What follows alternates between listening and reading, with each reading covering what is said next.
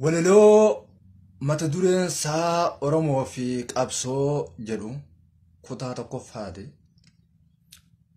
Oromoo fi qabsoo maal firoomni isaanii kan dabree fi ammaas waan kana faarsanii. Faaruu qofa ta'ee bu'aan qabsoo kan koo faayidaa qabsichaa kan nyaatu dhaab tokko. Dhaaba uumamni isaa durumaayyuu jal'aa warreen hoogganni isaa ijji isaanii bal'aa.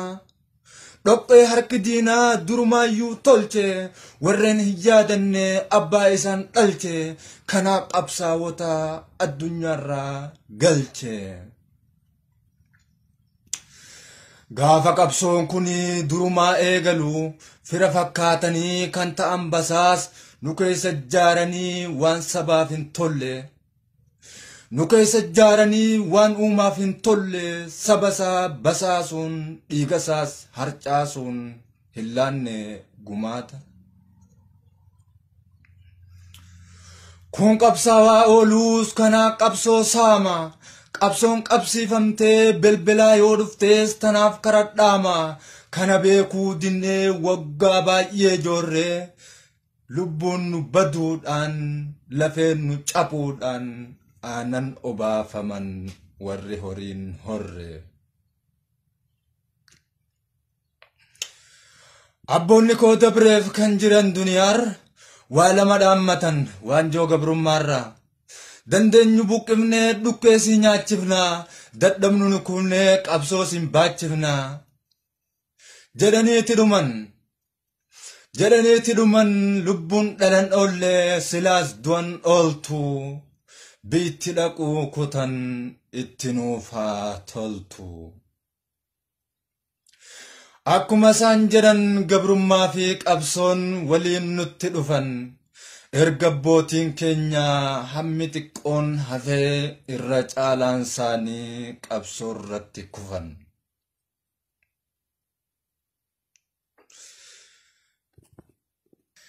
Yeroo kana kan warri bayyanate dhaloota qubeerraa gaafii itti fufe.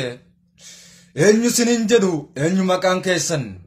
Iddoon dhaloota hoo eessa teessoon keessan. Ja'anii gaafannaan jette gabrummaan. Dhaloonni koo duriif kaaba biyyattiiti. Teessumti koo amma biyya siniin tolle handhura Finfinneeti. Gabrummanaan jedhan maqaan kan naaf ba'e. Kanaaf abboonni kee karaarra naaf ba'e. Womaa tokko hin finne kufee daaraa ta'e. Waan tokkodhaan maddeen deebii koo gabaabsa. Abbaan keessan du'e sinilmaan hiyyeessa. Hunda keessan fuudhee naatu sin guddisa. Waanan ani jedhu yoo guutan formiisaa. Yoo na jala yaatan formii kana guutu lafee abbaa keetii gubdee kaatee fuutee qilleensatti fuuftu kana goonaan garuu.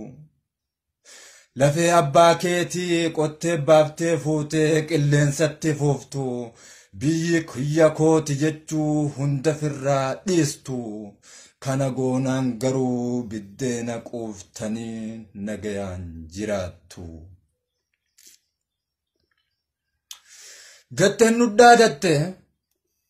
Jetteen nu dhaadatte imalli gabrummaa formii isa kanaa nuu miti kan guutu bakka siitiin dhumne lubbuun nu haa duutu. Kottaa yaa saba koo irra waliif galla warra waliin galle ijji isaanii bal'aa. Jennee wal waammannee wayita waadaa gallu maalaa goonu jennee otuu alaan allu. Nu keessaa luqqa'an warri saban beeyne warri sammuun isaanii fuulduran akeeyne warri garaa malee kaayyoo sabaan eeyne. Gaafa kanaas ammaas bakka lama baane warra sabaaf yaaduuf warra garaaf yaaduuf warra sabaaf yaadu warra dhukkubsatuus waan sabaatiif aadu taanee gargar baane.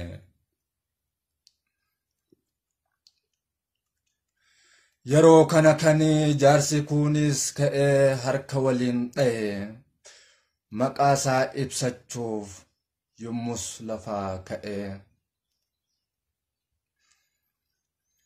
Maqaan qankoo qabsoo isin biraan dhufe abboonni kee hunduu ana biraa kufe galfanni isaaniitis waan na bira jiruuf sin barbaacha dhufe.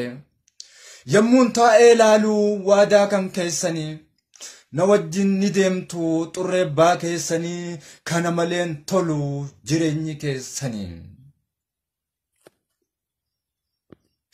Qeerroo fi qarreedhaan aabboo fi harmeedhaan otoo tokkon hafin wal cinaa hiriirree yeroo qabsoo fuunee hulaa duraan geenyu bakka siif qophooytee nu addaan hin beeynu. Warreen achi jiru warreen abbaa garaa kan kee jiraatu sabbata haadhaarraa atti nu qopheessan nu isaan hin beeyne. Oromoo dubbachuuf afaan isaanii laallee fuuneetti kennine qabsoonuuf qacalee. Jedheen jaarsi keenya qabsoo yeroo kennu akka yeroo darbee faayidaa qabsichaa wal jalaa hin hannu. Yaa ilma koo fuudhii waan kana jabeessi. Bakka isin teessu hantuutaaf adurrees achirraa fageessi. Sagalumaan malee maqaa kee sin beeku. Sagalumaan malee argaa kee sin beeku.